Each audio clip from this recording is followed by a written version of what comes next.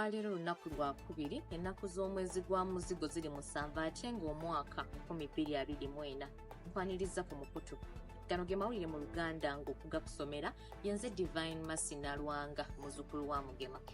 Mu mboozi yaffe esoose obubonero obuliwo bulaga nti abasuubuzi bandiggala amaduuka gaabwe olunaku olwaleero okusobola okubaawo mu bungi mu nsisinkano yaabwe n'omukulembeze w'eggwanga egenda okubeera ku kisaawe Kololo ku nsonga z'emisolo n'engeri gye gigenda okusoloozebwamu.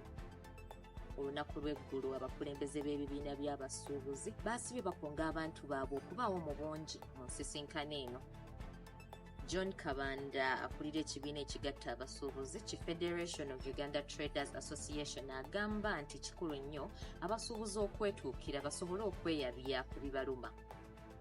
Ate ye Minisita omubeezi ow'ebyensimbi n'okuteekerateekera eggwanga Amos Lugoloobi n'era teyalabiseeko mu kkooti enkulu ewoza Ssabasajja n'abakenuzi ewandegeya ng'omusango gwe gwazzeemu olunaku olw'eggulo.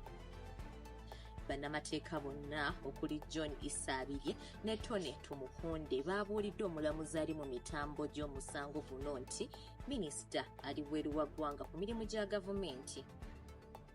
Mu mboozi yaffe endala, Katikkiro Charles Peter Mayiga yategezezza Obuganda nti Ssabasajja Kabaka Ronald Muwenda Mutebi owookubiri waakukomawo ng'abasawo bakakasizza nti embeera ye emusobozesa okudda.